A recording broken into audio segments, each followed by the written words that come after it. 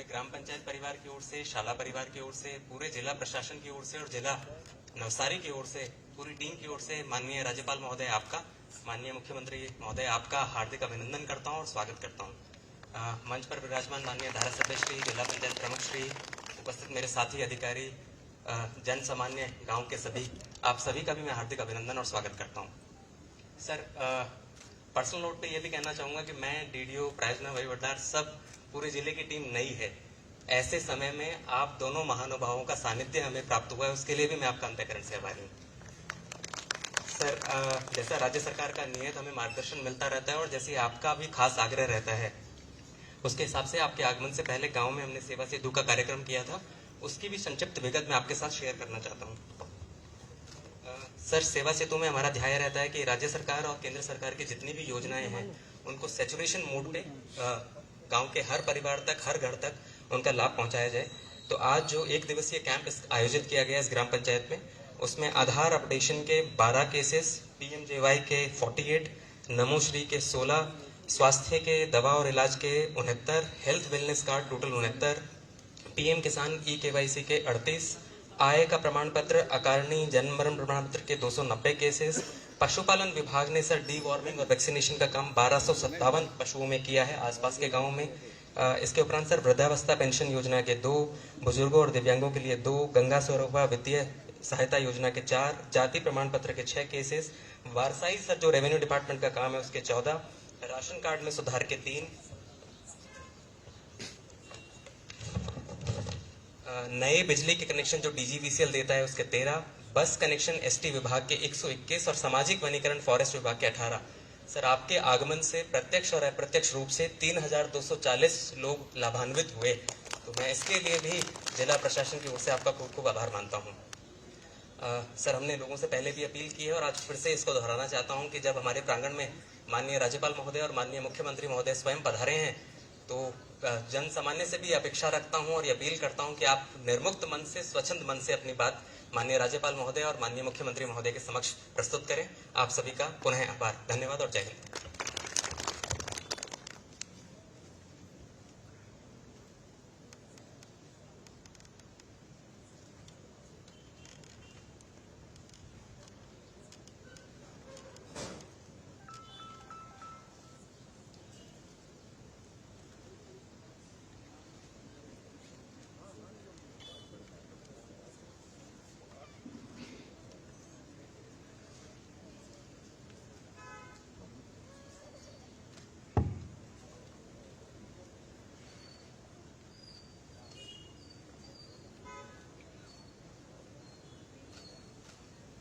બેસાય એવું છે આપનાથી આ બધા હા સાહેબ કરીને બેસાય પછી જ્યારે પાછું અમનો આવે ત્યારે થોડું સેન્ટર દોશું બધાને થોડું પાછળ ઓકે ઓકે ઠીક રહે મોડું દેખાય નહીં ત્યાં સુધી મજા નહીં આવે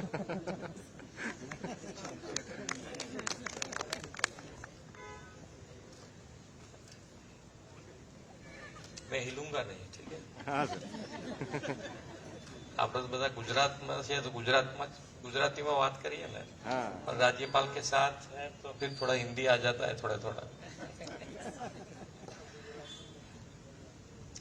પણ તમે આમાંથી જેને પણ કંઈ કહેવું હોય એ આરામથી કહી શકે, અમે આયા છે એનો તમારે લાભ લેવાનો છે। કંઈક એમ હોય કે ભાઈ અત્યારે તાત્કાલિક જરૂરિયાત છે અને બહુ ટાઈમથી માગી છે અને નથી થતી, એ રજૂઆતે કરાય। એટલે તમારામાંથી એકની એક વસ્તુ 2 વખત 2 જણ રિપીટ ના કરે એટલું ધ્યાન રાખીએ। બાકી તમારામાંથી જેને જે બોલવું હોય આરામથી તમે તારે કહી શકો છો, બરોબર?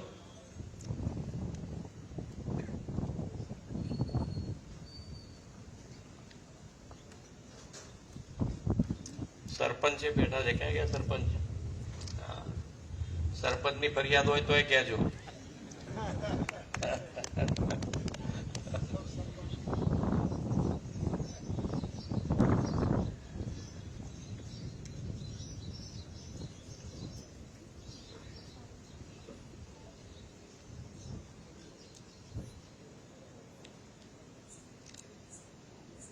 કંઈક તો કહો, સરકારની હારી વાતે કરો, અમને વાતો નથી, અમને તમારે કઈ ના જોઈતું તો બીજી વાતો કરીએ।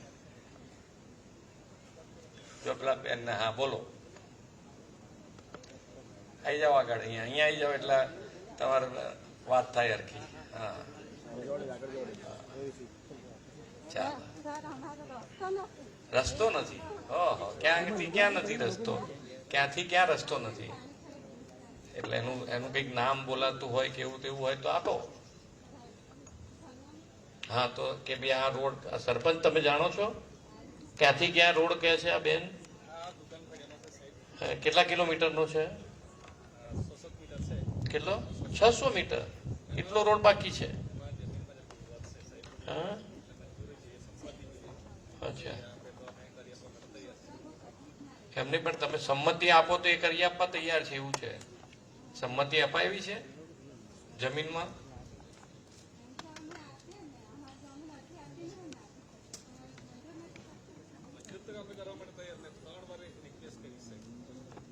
તમે મને આપી દેજો. ચાલો હું જેને સંમતિ લેવાની હશે બધું લઈને તમારો રોડ કરી આપીશો. હા હા હા સારું. રોડ થઈ જશે તમારા.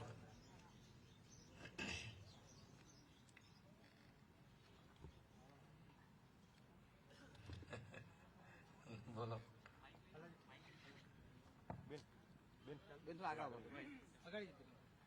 નમસ્તે સર. મેં આમ તો અમારું ગામ બહુ જ રળિયામણું છે, બધી રીતે સારું છે, પણ અમારા ખેરગામ ગામમાં જે પ્રોપર ખેરગામ બજાર છે ને ત્યાં ડ્રેનેજનો બહુ જ મોટો પ્રશ્ન છે. અને એમાં એવું છે સર કે લગભગ 25 વર્ષ પહેલા લાઈન હતી, એ લાઈન જર્જરિત થઈ ગઈ છે. તો હાલમાં કન્ડિશન એવી છે કે પાણી રસ્તાઓ પર નીકળે છે. એની રજૂઆત પણ થઈ છે અને ગ્રામ ઉદ્યાનમાં કદાચ અત્યારે આયોજનમાં લેવાયું છે. પણ સર એ પ્રશ્ન એટલો મોટો છે અને કનેક્શન લગભગ 300 થી 350 કનેક્શન છે. તો એ પાણી છે ને મારા ઘરના પાસે ભવાની માતાનું મંદિર છે અને એ ગંદુ પાણી ભવાની માતાના મંદિર પાસે જ નીકળે છે. તો એ કોઈ આયોજનમાં વહેલી તકે થઈ જાય અને તમે કોઈ આયોજનમાં લેવો તો વધારે સારું. અને ગટરનું પછી પાણી નાખશો ક્યાં આગળ? એટલે એમાં કેવું છે સર, અમે વચ્ચે આયોજન કર્યું હતું સરપંચ જોડે અને પ્રાંત સાહેબ જોડે બી વાત થઈ હતી. તો એમાં કેવું હતું કે પ્રોજેક્ટ બની જાય એવું છે. એક એ ગયેલી છે લાઈન, તો એ લાઈનમાંથી જઈને એક પ્રોજેક્ટ થાય એવી જગા બી છે આપણી પાસે ગામના બહાર. તો એ પ્રોજેક્ટ આવી જાય ને તો બધો પ્રશ્ન સોલ્વ થઈ જાય એવું છે. એમાં થોડું ફોકસ કરીને થઈ જાય તો ઘણા, મતલબ આખું ગામ જ એમાં સમાઈ જાય એવું છે. બહુ સરસ. તો સર એ જો થઈ જાય તો મારા ગામને ઘણો ફાયદો થાય એવું છે. Thank you sir.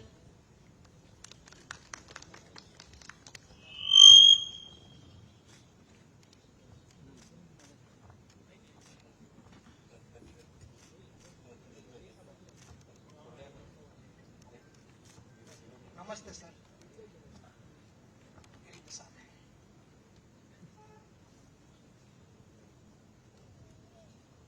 ખેરગામ તાલુકાના મોટાભાગના ગામમાં સાહેબ પાણીની સમસ્યા છે. સરકારશ્રી તરફથી 300 ફૂટ જેટલા પાણીના બોર આપવામાં આવે છે, પરંતુ અત્યારે એવી સમસ્યા છે કે 600 થી 700 ફૂટ જેટલું જો બોર ઉતારવામાં આવે તો પાણીની સમસ્યા હલ થઈ શકે એવું છે. અને મોટાભાગના ગામમાં, બધા જ ગામમાં પાણીની સમસ્યા છે.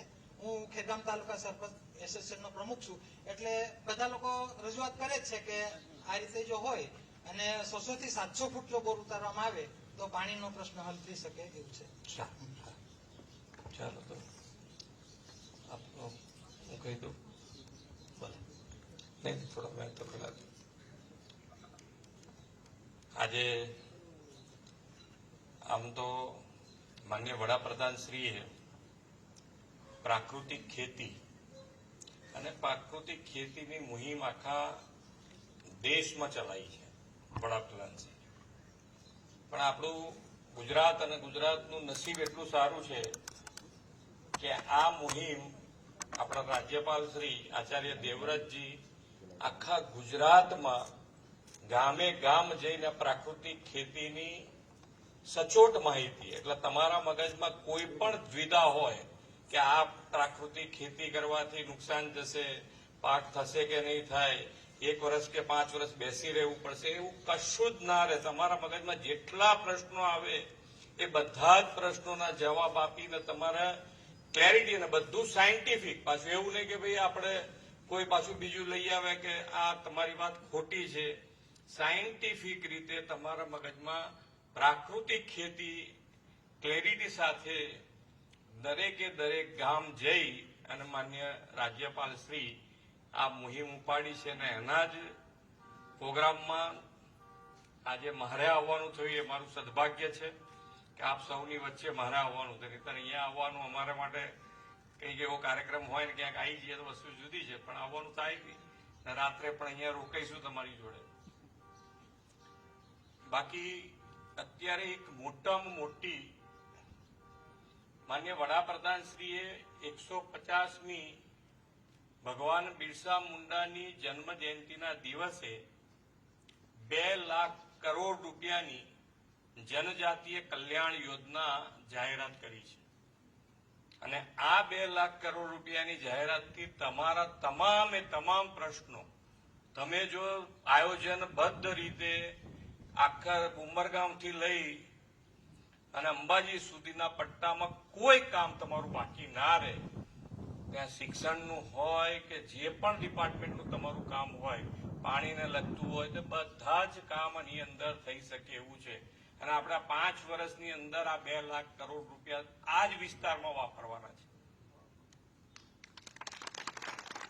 એટલે તમારું આયોજન, તમારું જેટલું સારું આયોજન થશે એટલા ઝડપથી તમારા કામ બધા પૂરા થઈ જાય એટલી મોટી યોજના માન્ય વડાપ્રધાનશ્રી આપી છે. અને ક્યાંય પૈસાની તકલીફ નથી પડવાની, પણ તમારું આયોજન ઝડપથી તમે બધા સાથે બેસીને કરો તો તમારું આયોજન ઝડપથી થશે, તો એટલા પૈસા તમને ઝડપથી અમે આપી શકીએ અને તમારું કામ સ્ટાર્ટ થઈ જાય. બાકી આ પટ્ટામાં ખૂબ સારા કામો થયા છે. જે પ્રમાણે જોઈ રહ્યા છે એ પ્રમાણે સારા મકાનો છે, સારા રોડ રસ્તા છે, નાના મોટા ફરિયાદો, નાના 600 મીટરનો એક રોડ છે આમ તો કીધું. એક બોરની વાત કીધી છે કે ભાઈ 300 મીટરની જગ્યાએ 600 ફૂટે પાણી અહીંયા આવે છે, વધારે સારું. તો એનો માટે પણ વિચાર આપણે કરી શકાય કે આટલા પટ્ટામાં એમને ખરેખર બધાને મુશ્કેલી પડતી છે, એક જણને નથી પડતી. તો એનો વિચાર કરીને એનો સુધારો તાત્કાલિક કરવો જોઈએ આપણે. અને એક ગટર લાઈનની જે વાત છે એ તો તમે ઝડપથી અમારી જોડે મોકલશો. તમને કયા હેડમાં પૈસા તમારી પાસે હોય ને તમે કરી શકતા હોય તો ઠીક છે, નહીં તો સરકારમાં મોકલજો, અમે મંજૂર કરીને મોકલી દઈશું તમને.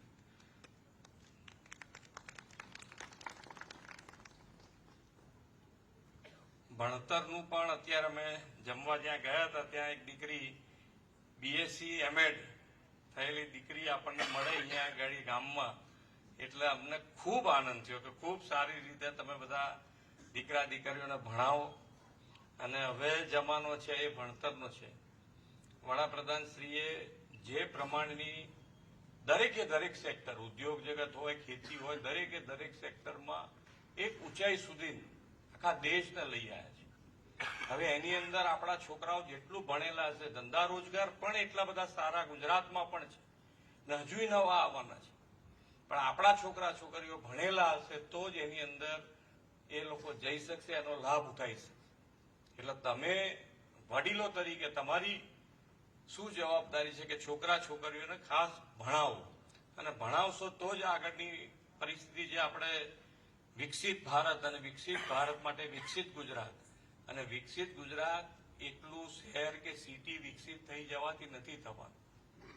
ગામે ગામ આગળ લાવવાનું છે. છેવાડાનો માણસ, નાનામાં નાનો માણસ એ પણ મુખ્ય પ્રવાહમાં આવે, એના માટે વડાપ્રધાન શ્રી પ્રયત્ન કરી રહ્યા છે. અને આપ સૌ પણ એની અંદર સાથ અને સહકાર આપશો તો એ બધા જ માટે બધા સાથે આગળ વધીએ. બધા સૌનો સાથ, સૌનો વિકાસ, સૌનો વિશ્વાસ અને સૌનો પ્રયાસ, આ કાર્યમંત્રથી જ માન્ય વડાપ્રધાન શ્રી કાર્ય કરી રહ્યા છે. અને આપણે બધા પણ એમાં જ સાથે મળીને જો આગળ વધીશું તો આપણે ચોક્કસ વિકસિત ગુજરાત લીડ લઈને વિકસિત ભારત બનાવવામાં સૌથી મોટી લીડ લઈને ગુજરાત આગળ વધશે. અને એ જ આપણી બધાની સંકલ્પ છે. એ સંકલ્પમાં આપ સૌનો સાથ અને સહકાર આપશો એ જ અભ્યર્થના સાથે વિરમું છું. ભારત માતા કી જય. વંદે માતરમ. જય જય ગરવી ગુજરાત.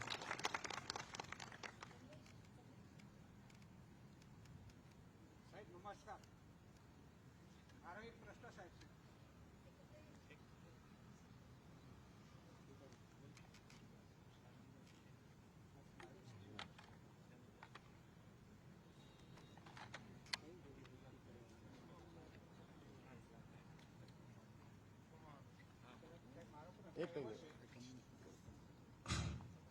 કે અમારી આ પંચાયતના સરપંચશ્રી જે બોલ્યા એ વાતમાં એવું છે કે અમારે 7 કે 6 ગામડા જેમાં બિલકુલ પાણી વિહોણા છે, એટલે કે કેનાલો કોઈ ભાગ જ નથી અમારે.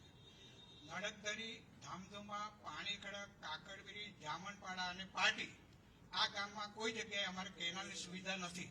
એટલે જે પાણીનો સોર્સ આવવો જોઈએ એ મને વાત કરી કે ઓછામાં ઓછા 600 થી 700 મીટર સુધી જાય તો પાણી લાગે. તો અહીંયા અમારે બીજો કોઈ વિકલ્પ જ નથી, કેનાલો કોઈ વિસ્તાર નથી, એટલે જે પાણીનો અંદરનો ભાગ આવવો જોઈએ તે આવતો નથી, એટલે પાણીનું તળ નીચે ગયું. એટલે આ ગામડાના અમારી ઘણી જટિલ પ્રશ્નો, ઘણા પ્રશ્નો છે. એમાં અમે એક વખત ગુજરાત રાજ્ય સરકારમાં અમારા જામણપાડાના ભાઈ છે ગ્રાસિયા સાહેબ એને બી મૂકેલું, પણ આજુ સુધી અમને કોઈ જવાબ મળ્યો નથી. રાજ્ય સરકારમાં અમારે ફાઇલ મૂકેલી છે. બોર તો તમારું કરવાનું કહી દીધું છે. નહીં સાહેબ, આમાં બોર કરીએ તો બી એટલા ઊંડા જાય છે, એટલે કોઈ કેનાલની વ્યવસ્થા થાય પણ ક્યાંથી આવે બી છે તમારા મગજમાં? અગાસીથી આ તો કલેક્ટરશ્રી જરા જોડે બેસીને જો કેનાલ નેટવર્ક થઈ જાય એવું અને કઈ વ્યવસ્થા થાય તો પાણીનો તળ સાહેબ ઊંચો આવે. જ્યાં જ્યાં તળાવો એમના છે એ તળાવો આપણે 7 કિલોમીટર સુધી ભરવા માટેની છૂટ આપી છે. તો એ તળાવો બી ભરાય તો શું એ લોકોનું તળ ઊંચું આવે. તો આ બંને વસ્તુ જોઈ અને ઝડપથી એનું આગળ કાર્યવાહી કરજો. ઓકે.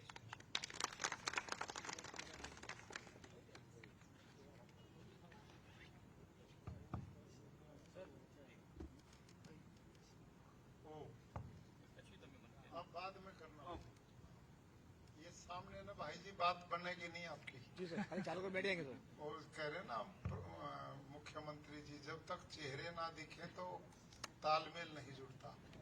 Okay sir. काफी हो गया, प्लीज या तो इधर आ जाओ, या हो गया बहुत सबका हो गया, बाकी इधर आओगे तो रहा. इसको हटा दो. हाँ हटाओ. हाँ ओम.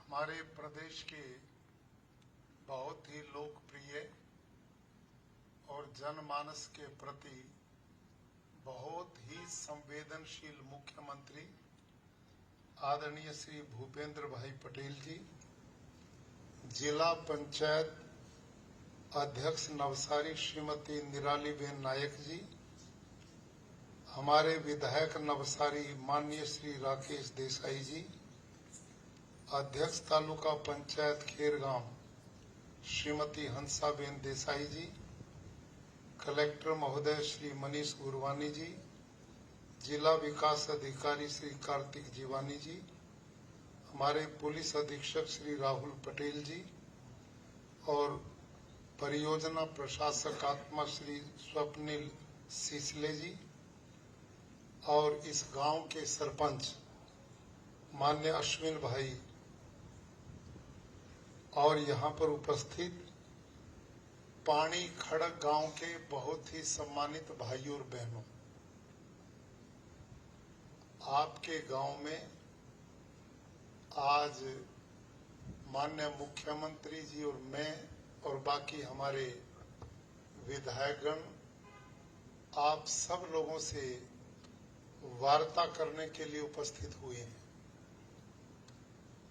मैं पहली बार किसी राजनेता को अपने जीवन काल में देख रहा हूं कि जिन्होंने सब लोगों के बीच में ओपन सवाल करने के लिए खुली छूट दी है। ये पहली बार घटना है।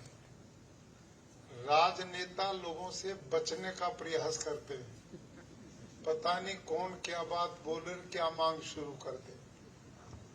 लेकिन माननीय मुख्यमंत्री जी इतने निर्दोष, पवित्र हृदय और आध्यात्मिक व्यक्तित्व हैं, जिस व्यक्ति की आत्मा अपने प्रजा के प्रति इतनी संवेदनशील होती है, वहां लोगों के दिलों में उनका बहुत सम्मान बढ़ जाता है। माननीय मुख्यमंत्री जी के साथ कई वर्षों से मैं रह रहा हूं। आपके प्रदेश का ये मैं सौभाग्य मानता हूं, गुजरात का। वैसे तो सारे गुजराती बड़े सौभाग्यशाली हैं जिन्होंने समय समय पर बड़े महापुरुषों को जन्म दिया। यहाँ बहुत बड़े समाज सुधारक स्वामी दयानंद सरस्वती हुए और कवि मेहता जैसे, नरसिंह मेहता जैसे व्यक्ति, और बाद में महात्मा गांधी, सरदार वल्लभ भाई पटेल, और वर्तमान में देश के यशस्वी प्रधानमंत्री श्रीमान नरेंद्र मोदी जी जो विश्व नेता के रूप में दुनिया में सम्मानित किए जाते हैं। आप देखते हैं टेलीविजन में, जिस भी देश में वो जाते हैं वहां की सरकार अपना सर्वोच्च सम्मान देने में गर्व महसूस करती है, और उसी के साथ इतने पवित्र मना, इतने ऑनेस्ट, ईमानदार और कर्मठ मुख्यमंत्री, जिनके पास इतना बड़ा प्रदेश का काम है। मेरे पास तो इतना काम होता नहीं। मैं तो अपने समय का आप लोगों के बीच में आके खाली समय का उपयोग करता हूं, लेकिन महानता मुख्यमंत्री जी की है कि जिन्होंने ये जो गांव-गांव में जाने का मैंने कार्यक्रम बनाया है, मुख्यमंत्री जी ने इतना व्यस्त कार्यक्रम छोड़ करके रेल मार्ग से हमारे बीच में आपके गांव में कहा कि मैं भी लोगों के बीच में आपकी तरह कार्यक्रम देखना चाहता हूं, कैसे लोग आते हैं, क्या कार्यक्रम होता है। और इसमें इतने बड़े प्रदेश में यदि कोई सौभाग्यशाली तो वो आपका गांव हुआ है, जिसको इन्होंने पानी खड़क गांव को आने का अंतर्मन से एक अपना मन बना करके आए। तो इसके लिए आप सौभाग्यशाली हैं, ऐसा मैं मानता हूं। भाई और बहनों, माननीय मुख्यमंत्री जी का बहुत बड़ा सहयोग हमारे इस मिशन में मिलता है। मैं प्राकृतिक खेती का मिशन, अभी कितनी आप वेदना से, हमारी बहन ने भी कहा, भाई लोग भी आए, सभी ने कहा हमारे यहाँ पानी की बहुत प्रॉब्लम है, बहुत गहरा पानी है और ये और भी गहराता जा रहा है। यही समस्याओं के समाधान के लिए मैंने निर्णय लिया कि हमारे गुजरात में 268 तालुका है। मैं दरेक तालुका में जा रहा हूं और उस तालुका के एक गांव को, जैसे आज आपके गांव में मैं आया हूं, माननीय मुख्यमंत्री जी आए हैं, उन गांव में हम रात को, आज आपके स्कूल में रुकते हैं, ऐसे ही रुकते हैं। किसी अनुसूचित जाति जनजाति परिवार में उनके बीच में बैठकर भोजन का भी आनंद लेते हैं। आज जितेंद्र भाई और उनके परिवार में हमने भोजन करने का सौभाग्य प्राप्त हुआ। और स्वच्छता अभियान, वृक्षारोपण, जल बचाने का अभियान, ये मुद्दे माननीय मुख्यमंत्री प्रधानमंत्री जी अपने कार्यकाल में इस प्रदेश में चलाते रहे। उन्हीं बिंदुओं को लगातार आगे बढ़ाने का अभियान माननीय मुख्यमंत्री भूपेंद्र भाई पटेल के नेतृत्व में चल रहा है। और ये जो प्रॉब्लम है ना आपकी पानी की, इसका समाधान केवल और केवल प्राकृतिक खेती में है। ये जो रासायनिक खेती है ना, ये इसका परिणाम है जो धरती का भू जल खत्म हो रहा है, समाप्त हो रहा है। यहाँ वीडियो वो नहीं है, क्या नाम, कोई स्क्रीन है। कल स्क्रीन पे कार्यक्रम होगा हमारा।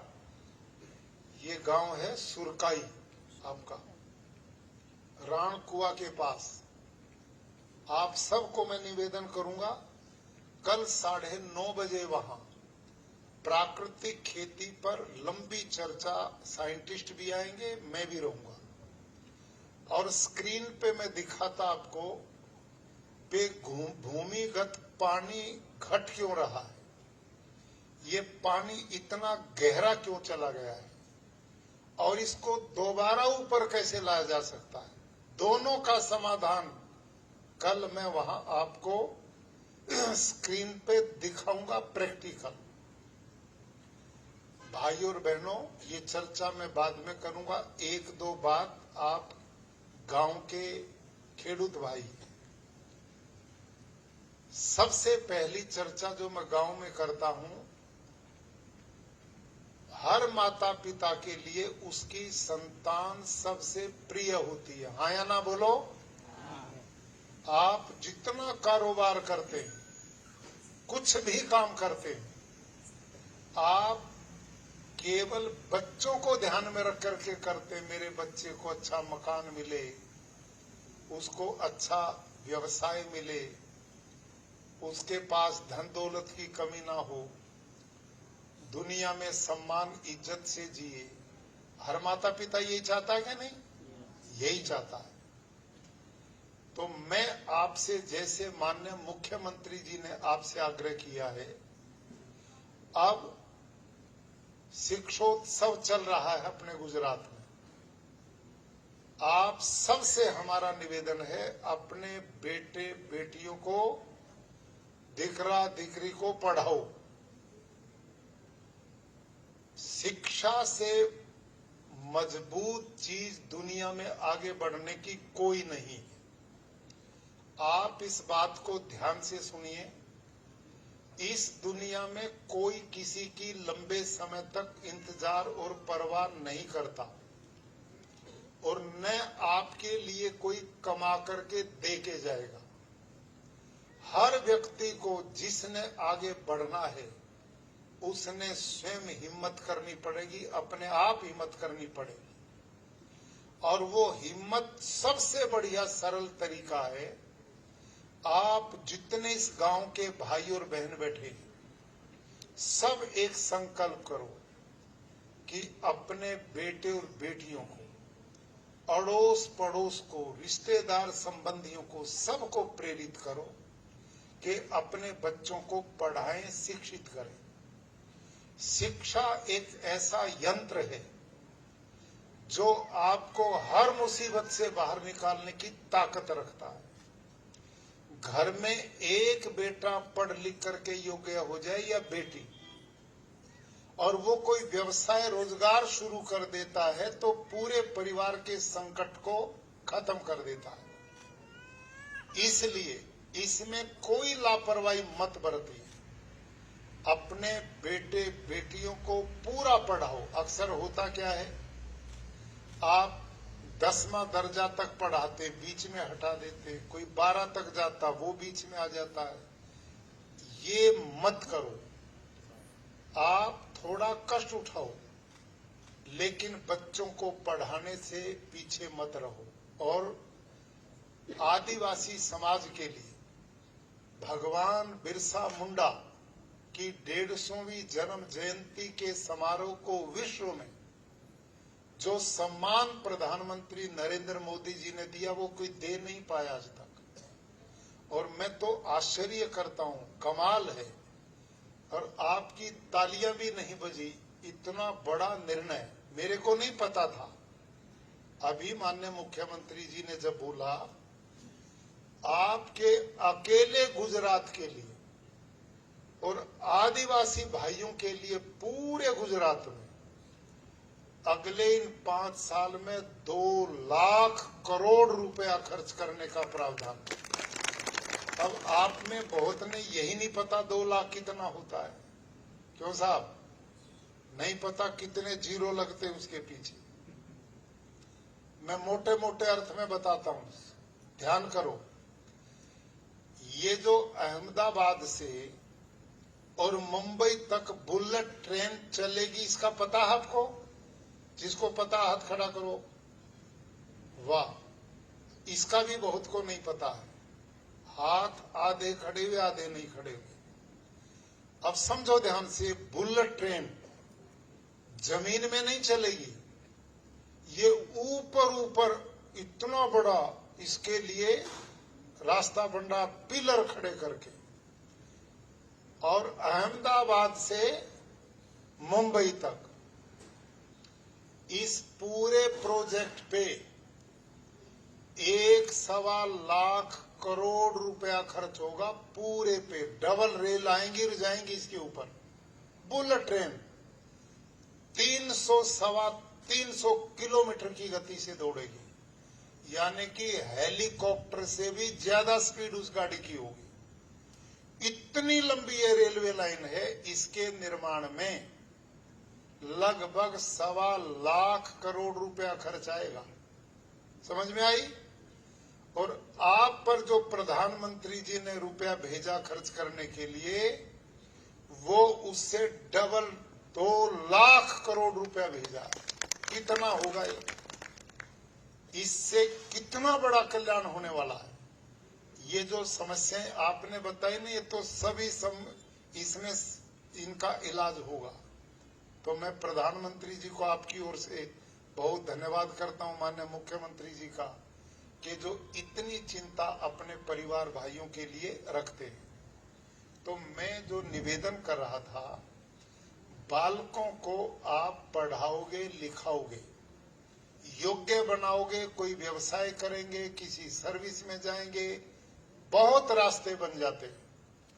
तो पहला काम इसमें अब पूरी प्रदेश सरकार, माननीय मुख्यमंत्री जी के नेतृत्व में सरकार गांव-गांव जा रही है, और यही प्रेरणा देने के लिए भाई दिकरा दिकरी को पढ़ाओ। एक बात। नंबर 2, आप अपने बच्चों को पढ़ाओ, लेकिन उनको निर्व्यसनी भी बनाओ, उनको संस्कारवान बनाओ, उनमें व्यसन मत आने दो। एक व्यक्ति बच्चे को पढ़ा भी लेता है, पैसा भी कमा लेता है, तिजोरियां भी धन की भर देता है, लेकिन उसका बालक संस्कारी नहीं है, तो सारे की दारू पी के खत्म कर देगा, कुछ नहीं हाथ में मिलने वाला।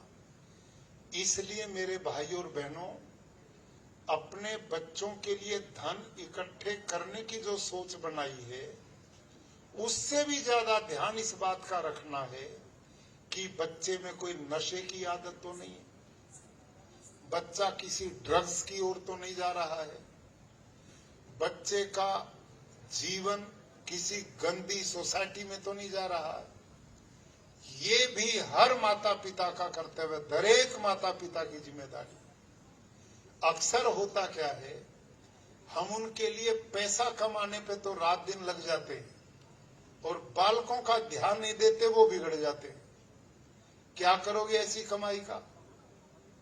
वो तो आपके कमाए पैसे का और दुरुपयोग करेगा। इसलिए अभी जब हम पीछे गांव में स्वच्छता अभियान चला रहे थे, तो मुख्यमंत्री जी ने झाड़ू लगाते हुए एक बात पकड़ी कि इस गांव में लोग गुटखा बहुत खाते हैं, तंबाकू। पता लगा कि वहां उसके पाउच पड़े थे सबसे ज्यादा। तो ये आदतें जो माता पिता खुद बच्चे के सामने खाएगा, और बच्चे को कहिए स्वास्थ्य के लिए हानिकारक है, बच्चा कैसे रुकेगा आपसे? बोलो भाई लोगों, रुकेगा? मानेगा? माता पिता सारा दिन टीवी के आगे बैठे हो और बालक को कहे पढ़ो उस कमरे में जाके, पढ़ेगा वो? आप तो टीवी नहीं छोड़ते और बालक को भाषण देते हैं वहां जाके पढ़ो। ऐसा नहीं होता। इसके लिए हमने खुद आदर्श बनना पड़ता है, बालक के साथ हमने समय लगाना पड़ता है। और जो माता पिता अपने बच्चों को समय देते हैं, अच्छी शिक्षा देते हैं, अच्छे संस्कार देते हैं, महापुरुषों की जीवनी पढ़ाते हैं, अच्छा सत्संग आध्यात्मिक विचारधारा देते हैं, उनके बच्चे संस्कारित होकर के अपने आप सब कुछ पैदा करने की शक्ति पैदा कर लेते हैं। हमारे यहाँ उत्तर भारत में एक कहावत चलती है, उसका हिंदी में अर्थ बताता हूँ। कहावत क्या है? पूत कुपूत काहे धन संचय, और पूत सुपूत काहे धन संचय, कि यदि आपके संतान सुपुत्र है, अच्छे हैं, संस्कारवान है बच्चे, तो उसके लिए धन इकट्ठा करने की आवश्यकता नहीं है। और जो संस्कारहीन है उनके लिए भी धन इकट्ठा करने की जरूरत नहीं। क्यों? यदि आपने बच्चे को योग्य बना दिया, पढ़ा लिखा करके संस्कारित कर दिया, तो अपने आप कमा करके आगे बढ़ जाएगा। और यदि कुसंस्कारी हो गया, कितना भी इकट्ठा करो, सारे को व्यसनों में बर्बाद कर देगा। इसलिए अंतिम निचोड़ ये है कि जो लोग माता पिता अपने संतानों को संस्कारवान, धर्मात्मा, जितेंद्रिय, परोपकारी, अच्छे संस्कार देते हैं, वहां गरीबी भी दूर होगी, संकट भी दूर होंगे और आपकी उन्नति प्रगति को कोई रोक नहीं सकता। इस बात का ध्यान रखिए। अगली बात, माननीय मुख्यमंत्री जी के सामने आप लोगों ने जो समस्या रखी ना पानी की, ये पानी क्यों समाप्त हुआ? इस समय हमारी जो धरती मां है ना, आपके यहाँ के नहीं, पूरे देश में ऊपर वाली 6-7 इंच मिट्टी तो है मुलायम, क्योंकि आप उसमें हल चलाते हैं, ट्रैक्टर चलाते हैं, बार बार उसको ऊपर नीचे करते हैं, तो वो धरती ठीक है। लेकिन उसके नीचे 1 फीट जमीन के नीचे इतनी मोटी लेयर बन गई, सीमेंटेड पत्थर की तरह जमीन बन चुकी हमारी। क्यों बनी? यूरिया, डीएपी, जंतुनाशक। ये यूरिया, डीएपी कोई जानता? डीएपी आप में डालते हैं? बोलो भाई, डरना क्या, मैं भी डालता था। अच्छा बताओ, आप जब डीएपी डालते हो 6 महीने तक खेत में पड़ा मिलता है कि नहीं? उसके पड़ा मिलता है ना? क्यों? वो घुलता नहीं है, वो पत्थर है और वो धीरे धीरे धरती के नीचे के कण में जाकर सीमेंटेड लेयर बना दी, इतनी मोटी। अब वर्षा जल जो है ना, धरती मां नहीं पीती, क्योंकि वो कठोर बन गया, सीमेंटेड बन गई जमीन। वो पानी बह करके बाढ़ आ जाती है और नीचे के पानी को ट्यूबवेल आप पंप लगा करके खींच रहे हैं। अब आप खेडूत भाइयों ये बताओ, किसी कुएं से पानी निकलता तो रहे और नया स्रोत उसमें पानी का न आए तो सूखेगा कि नहीं? वही स्थिति धरती मां की बन चुकी है। हमने ये हालत अपने आप पैदा की। मैं हरियाणा प्रदेश में रहता हूं, कुरुक्षेत्र जहां महाभारत का युद्ध हुआ था, वहां मैंने छोटा था जब देखता था 15 फीट 20 फीट पे पानी हमारे यहां होता था और छोटे छोटे कुएं बनाते थे। लोग कच्चे रास्तों पे पैदल जाते थे ना एक दूसरे गांव में, तो रास्ते में कुएं मिलते थे और उनमें एक बाल्टी डालते थे, रस्सी, उसे खींच के लोग पानी भी पीते, स्नान भी कर लेते। इतना ऊपर पानी था। अब हमारे यहाँ जो 15-20 फुट पे पानी था, हमारे यहाँ वो 350 फीट तक चला गया। हरियाणा में, पंजाब में ये हालत वहां हो गई है, पूरे देश में हो गई। और इसका कारण क्या? इसको ध्यान करना, ये जो अळसिया ना, अळसिया और सूक्ष्म जीवाणु, वो सब मार दिए हमने। आप ये बताओ, ये जो अळसिया है अब किसी के खेत में दिखाई देता है? आपके तो दिखता भी होगा, क्योंकि ये आप लोग जहर कम डालते हो। लेकिन जो यूरिया डीएपी डाल के 2-2, 3-3 फसल लेते, वहां तो इतने जहर डालते खेतों में, सांप भी मर गए, अळसिया तो दूर की बात है।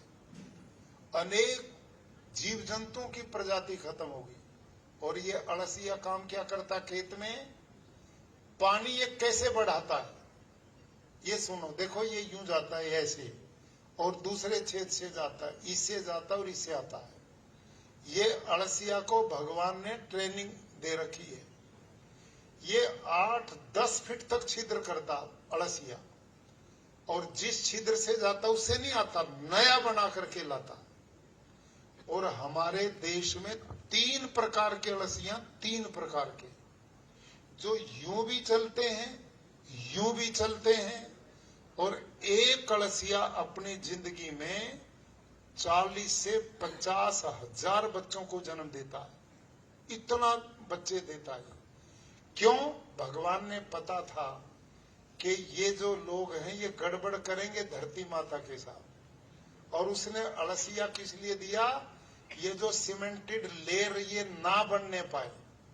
वो 10 फीट तक यूं छिद्र करता है, और जब छिद्र करता ना अड़सिया, अपने शरीर से पसीना छोड़ता है, उस छिद्र की लिपाई करता, वो बंद नहीं होता। 8-10 फीट तक धरती में ऑक्सीजन जाती है, उसकी फर्टिलिटी बढ़ती है।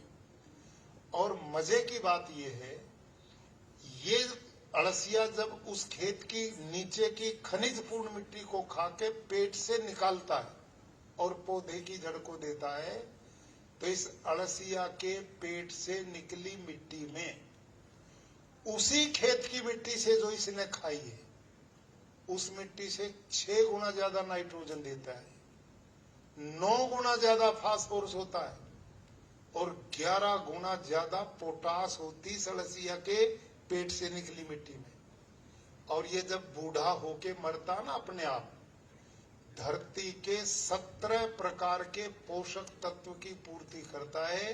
उस धरती को किसी यूरिया फर्टिलाइजर की जरूरत नहीं होती। इस समय गुजरात में माननीय मुख्यमंत्री भूपेंद्र भाई पटेल के नेतृत्व में जो कृषि विभाग गुजरात में काम करता है ना, इनके द्वारा ट्रेनिंग के द्वारा इस समय 8.5 लाख खेडूत गुजरात में प्राकृतिक खेती करना शुरू कर चुके हैं। और उनके खेतों में कितनी भी बारिश हो जाए, एक बूंद पानी की नहीं रुकती, और न खेत से बाहर पानी जाता है, सारा धरती मां के पेट में जाता है। क्यों? ये अड़सिया एक एकड़ में, एक बीघा में 10 से 15 लाख तक की संख्या में होता है। ये 10-15 लाख अड़सिया लाखों करोड़ों छिद्र जब जमीन में करता है, और वर्षा जब आती है तो उन्हीं छिद्रों से सारा पानी धरती मां के पेट में चला जाता, वो बहता नहीं, बाढ़ नहीं आती। आई समझ में कि नहीं आई? जिनकी समझ में आई हाथ खड़ा करो, क्योंकि हाथ से ही काम चलेगा, बोलते तो आप हो नहीं। बोलने की जिम्मेदारी तो मेरी दी है आपने, ठीक है? बड़े संत लोग हो आप भी, कम बोलते हो। आई ना समझ में बात? और ये जो मैंने बताया ना, यदि कल आ गए ना आप उस गांव में, किसमें?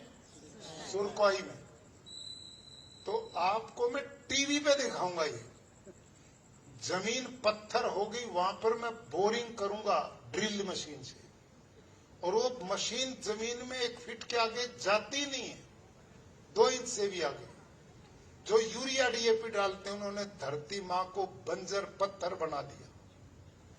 और मेरी जो धरती ना, वहां 180 एकड़, माननीय मुख्यमंत्री जी ने हमारे कुरुक्षेत्र गुरुकुल देखा, गए, इन्होंने हमारे खेत भी देखे। उस खेत में वही ड्रिल मशीन में ले जाता हूं, 3 सेकंड में 2.5 फुट जाती है, और आपके खेत में वो नहीं जाएगी। क्यों? क्योंकि हमने अड़सिया मार दिए, सूक्ष्म जीवाणु मार दिए, मित्र कीट सब मार दिए। हम रासायनिक खेती करके धरती को पत्थर बंजर बना रहे, पर्यावरण को दूषित कर रहे, भूमिगत पानी पीने लायक नहीं बचा है। हमारे ही प्रदेश में पिछले दिनों, जैसे आपके गांव में मैं आया हूं ना, मुख्यमंत्री जी आए हैं, ऐसे आनंद के पास एक गांव में थे हम रात को, ऐसे ही बात, इससे भी ज्यादा लोग बैठे थे, और वहां के कलेक्टर साहब, जैसे आज कलेक्टर साहब, वो भी बैठे थे। जब मैंने सारी बातें कही तो कलेक्टर साहब ने आश्चर्यजनक एक बात कही, और क्या बोले कि साहब जो आपने बताया ना वो तो हमने अपने जिले में घटित हो गया। और क्या हुआ, उन्होंने बताया एक गांव के लोग मेरे पास आए और कहने लगे कि नल से जल योजना जो प्रधानमंत्री जी ने देश में चलाई, उसके नल से जल का हमें भी कनेक्शन दो हमारे गांव में। तो कलेक्टर साहब ने कहा हमारे पास पैसे की कमी नहीं, हम जरूर आपके गांव में टैंकी बनाएंगे पानी की और नल से जल दे देंगे। तो उनकी एप्लीकेशन ले ली, प्रार्थना पत्र, और अपनी टीम उनके गांव में भेज दी, भाई वहां टैंकी लगाओ और पानी उस गांव में दो। लेकिन उस विभाग का काम होता पहले पानी की जांच करो, वो पीने लायक है भी कि नहीं। लाखों रुपए की टंकी बनाए, पानी अच्छा नहीं होगा तो क्या लाभ होगा। तो पहले पानी टेस्ट करता डिपार्टमेंट। तो उन्होंने जाके वाकई उस पानी को जब टेस्ट किया तो उसमें इतना नाइट्रेट मिला, जहर मिला कि वो पीने लायक ही नहीं था। तो डीएम साहब ने, कलेक्टर साहब ने उन लोगों को कहा भाई तुम्हारे गांव का पानी अच्छा नहीं है, हम पड़ोसी गांव में पानी टेस्ट करके वहां टैंकी बनाएंगे और पाइपलाइन से आपके गांव में भेजेंगे। उन्होंने कहा जी कोई बात नहीं, ऐसा भी हो जाएगा। अब दूसरे गांव में गए तो वहां भी यही मिला, और कलेक्टर साहब ने बताया 25 गांव लगातार टेस्ट किए हमने, एक भी गांव में पानी तो जमीन में था लेकिन पानी पीने लायक नहीं था। अब क्यों नहीं था पता किया, वहां आनंद के आसपास तंबाकू की खेती करते हैं लोग, और उसमें बहुत यूरिया पेस्टिसाइड डालते हैं और पानी पर्याप्त देते हैं। तो वो जहर जो यूरिया डीएपी जंतुनाशक डाला ना, वो धीरे धीरे भूमिगत पानी में जाके मिल गया। अब पानी पीने लायक भी नहीं। 25 गांव में टेस्ट किया, सब में पानी खराब मिला। अब वो तो आगे टेस्ट नहीं औरों में भी मिलता। अब ये प्रॉब्लम केवल गुजरात की नहीं है, सारे देश में ऐसा ही है। जहां भी पानी टेस्ट करते हैं उसमें यही मिलते हैं। अब ये पानी की बोतलें जो लिए फिरते कि नहीं लोग पीने वाली, आप जितने बैठे बोलो 20-30 साल पहले कोई पानी की बोतल लिए फिरता था? बोलो भाई, कहीं भी पानी पीते थे। अब ये बोतलें क्यों उठानी पड़ी? इसलिए कि कहीं पर भी पानी नहीं पी सकते।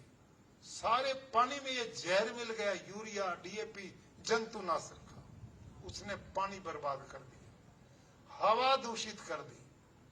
और जो अनाज आप खाते हो, साग भाजी खाते हो और पशुओं को भी खिलाते हो, उसमें भी ये यूरिया चल रहा है और ये सारा जहर हमारे अंदर भी जा रहा, स्लो पॉइजन, मंद जहर। और ये धीरे धीरे अंदर के जो ऑर्गेन है ना आपके, किसी की किडनी फेल, किसी का पेनक्रियाज फेल, किसी को हार्ट अटैक, किसी को कैंसर, किसी के घुटने बदल रहे हैं, किसी का ब्रेन ट्यूमर है। ईमानदारी से बताओ, जितने लोग बैठे बड़े उनको पता है। आज से 30-40 साल पहले, बोलना आपने, चुप नहीं बैठना, कोई आदमी मेरे को बताओ, आपने 40 साल पहले कैंसर का नाम सुना था? हार्ट अटैक किसी का होते देखा था? किडनी किसी ने बदलवाते देखा था? किसी के माता पिता ने आप बैठे घुटने बदलवाए थे? आज सबके बदल रहे। कहां से आई भाई ये बीमारी? एक छोटा बालक, 10 साल का बच्चा, उसने कौन सा गुटखा खाया है, उसने कौन सी दारू पी है, उसने कौन सा व्यसन किया है, उसकी भी किडनी खराब हो रही है, उसको भी डायबिटीज हो रही है, उसको भी हार्ट अटैक आ रहे हैं 10-12 साल के बच्चों को। ये क्यों है? केवल मेरी आपकी खेडूत लोग जो रात दिन यूरिया डीएपी डालते हैं। अब धरती मां जवाब दे चुकी है, अब उसकी हिम्मत नहीं बची। और अब उत्पादन भी कम होना शुरू हो गया। यूरिया डीएपी डाल करके भी उत्पादन पूरा नहीं मिल रहा। इसका समाधान खेडूत भाइयों प्राकृतिक खेती, उसके द्वारा धरती की उर्वरा शक्ति बढ़ती है, उसमें अड़सिया आता है, उसमें सूक्ष्म जीवाणु आते हैं जो धरती के ऑर्गेनिक कार्बन को बढ़ाएगी, धरती उपजाऊ बनेगी। अब आप यदि ये बंजर धरती दे के दुनिया से जाओगे तो आने वाली पीढ़ियां हमें माफ नहीं करेंगी, और यदि धरती उपजाऊ देके जाओगे तो वो सारी आपको दुआएं देंगे, हमारे बड़े ले कितने महान थे। तो इस पे पूरी चर्चा कल हम वहां सम्मेलन में करेंगे। आप सबसे मेरा निवेदन है कि प्राकृतिक खेती के इसको समझो आप पूरे सिस्टम को। इस समय माननीय मुख्यमंत्री जी ने अपने पूरे खजाने खोल रखे प्राकृतिक खेती के लिए।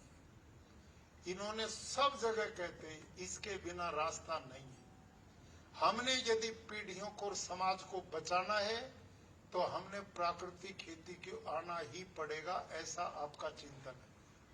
और इसके लिए हमारे कृषि मंत्री जीतू भाई बघानी रात दिन इस मिशन पे लगे, हमारे कृषि विभाग इस काम पे लगे, हमारे डीएम डीडीओ साहब जिनको पिछले दिनों माननीय मुख्यमंत्री जी ने और मैं भी उसमें था, सबको एक आग्रह किया कि जो प्राकृतिक खेती किसान करे उनके बेचान केंद्र हर तालुका स्तर पर बनेंगे।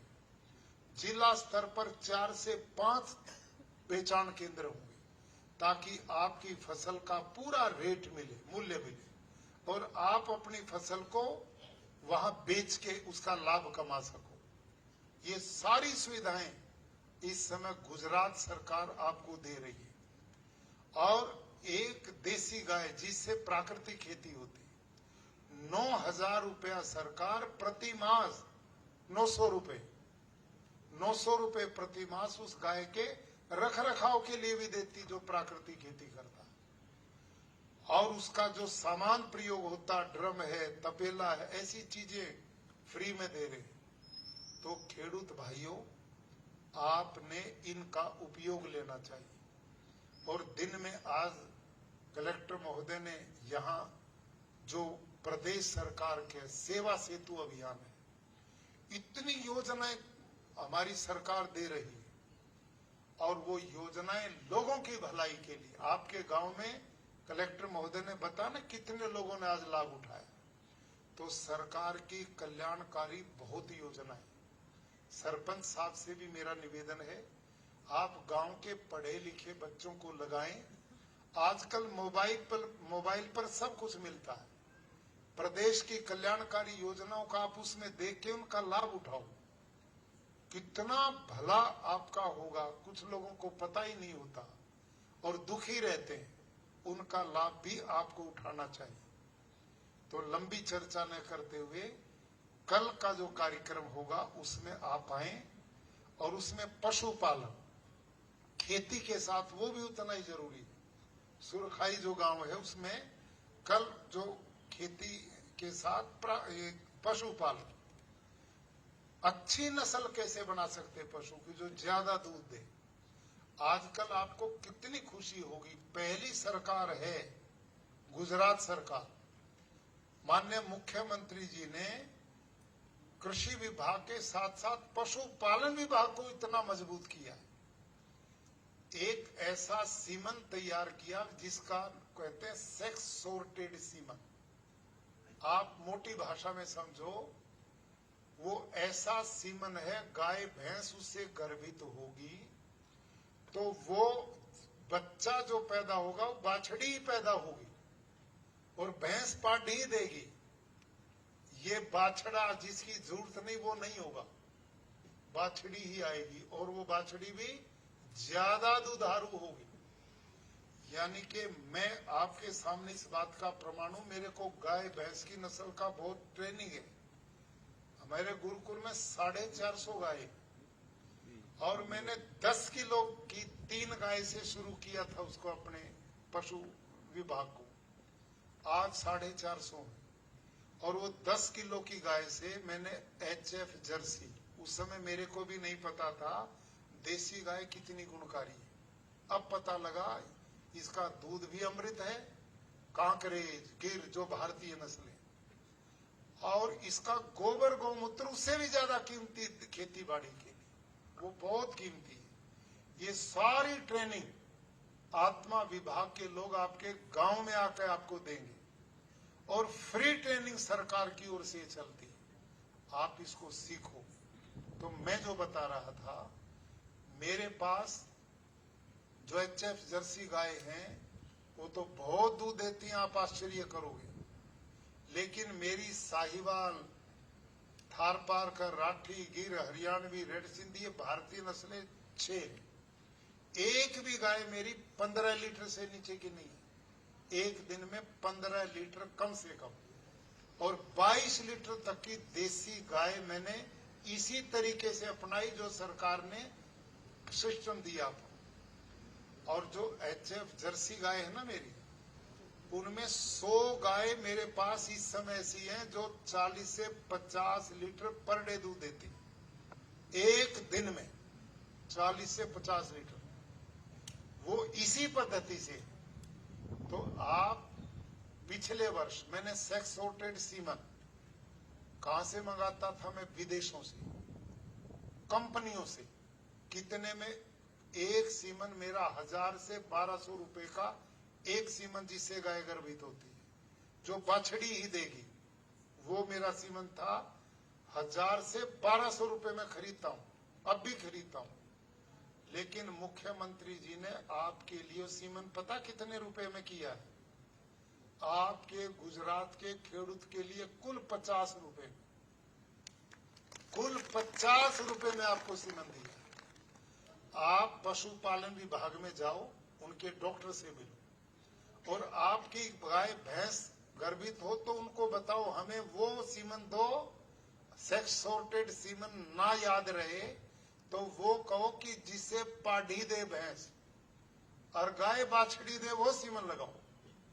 वो बहुत हाई लेवल से तैयार होते, जिसकी मां ने 20-25 लीटर दूध अपनी गिर ने दिया हो, कांकरेज ने दिया हो, ऐसे सांड से तैयार होते।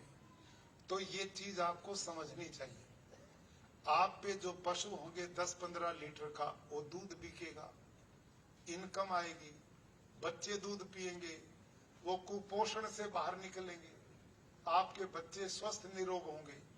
तो आपने पशुपालन को भी करो, और गोबर गौमूत्र जो देसी गाय का, उससे प्राकृतिक खेती होगी, आपकी इनकम डबल घूम जाएगी। जो प्रधानमंत्री जी का मिशन है, भारत का किसान समृद्ध हो, उन्नत हो, खुशहाल हो, उसका तरीका ये है। और गुजरात में ऐसे 1-2 नहीं, अब हजारों लाखों किसान हैं जो एक एकड़ में बिना यूरिया DAP के डाले भी 4-5 लाख रुपया प्रति एकड़ कमाई करते हैं, और उनकी धरती भी सोना बन गई। उनके अब पानी की भी दिक्कत नहीं, और प्राकृतिक खेती में पानी भी 50% कम लगता है।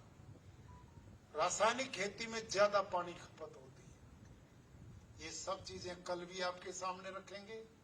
काफी लंबी चर्चा मैंने की, माननीय मुख्यमंत्री जी का आपके गांव में आकर उनका संदेश आपने देखा। तो प्रदेश सरकार आपके प्रदेश के जनता के कल्याण में रात दिन प्रयास कर रही है। आपने देखा हुआ कितने रोडों का नेटवर्क बन गया है, कई रेलवे स्टेशनों पर नव निर्माण चल रहा है, आपके यहाँ बुलेट ट्रेन की तैयारी हो रही है, कितनी फैक्ट्री इंडस्ट्रीज का जाल बन रहा है। इधर खेडूत के कल्याण के लिए गुजरात ऐसा प्रदेश है जो माननीय मुख्यमंत्री जी के नेतृत्व में किसान की भलाई के लिए अनेक योजनाएं तो चलाई, और पशुपालन के लिए, प्राकृतिक खेती मिशन के लिए, ताकि आप स्वस्थ भी हों, निरोग भी हों, आने वाली पीढ़ियां आपको सदैव सलाम करती रहे, ऐसा रास्ता आपको दिया जा रहा है। तो आपके गांव में आकर बहुत खुशी हम दोनों को। आपने जो प्यार दिया, स्नेह दिया, अपनापन दिया, और बातों को सुना, अब इनको जीवन में भी अपनाएंगे तो सबका भला होगा।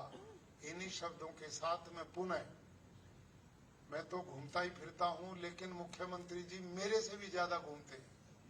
वो कभी रुकते ही नहीं घर पे, तो रात को देर में जाते हैं, सवेरे लोग ही सुला जाते हैं, रोग ही उठा ले जाते हैं। अपना सिस्टम उनका बचता नहीं, सारा काम लोगों के लिए चलता है। लेकिन इतनी व्यस्तता होते हुए भी आज आप, फिर मैं कहता हूं सौभाग्यशाली, वो स्पेशल आपके गांव में आए, और शायद पहला कोई मुख्यमंत्री होगा जो आपके गांव में आए। तो आप की ओर से मैं आपका भी धन्यवाद करता हूं, और प्रशासन ने बड़ा अच्छी व्यवस्था आज की उनके लिए भी मैं धन्यवाद करता हूं। और हमारे माननीय विधायक महोदय, हमारी पंचायत की अध्यक्षा बहन, इन सब का भी बहुत बहुत अभिनंदन। और कल 9 बजे आपकी प्रतीक्षा करूंगा, और सवेरे इसी जगह पर आपके स्कूल के बच्चों के साथ योग की क्लास लगेगी। आप सब भाई बहन भी कोई आना चाहे तो उस क्लास में आ सकते हैं 5:45 बजे, ठीक है। और उसके बाद आपके गांव का खेडूत जो प्राकृतिक खेती करता, कौन है भाई, नाम है कोई दिया हुआ है, महेश भाई आए हैं क्या? महेश भाई तैयारी में होंगे कल की। कल सवेरे उनके खेत में चलेंगे, उनकी गाय का दूध निकालूंगा, और उनके खेत में प्राकृतिक खेती कैसे होती है इसकी भी ट्रेनिंग देंगे। आप आएंगे? धन्यवाद, थैंक यू, सबका धन्यवाद।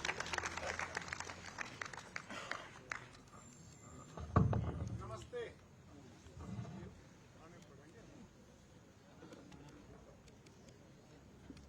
अच्छा, भाई पाठक આપણે પેલું જો સાહેબ આવી જાવ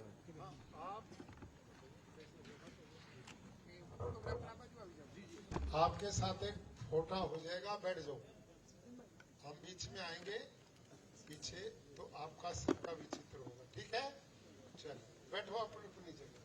धन्यवाद।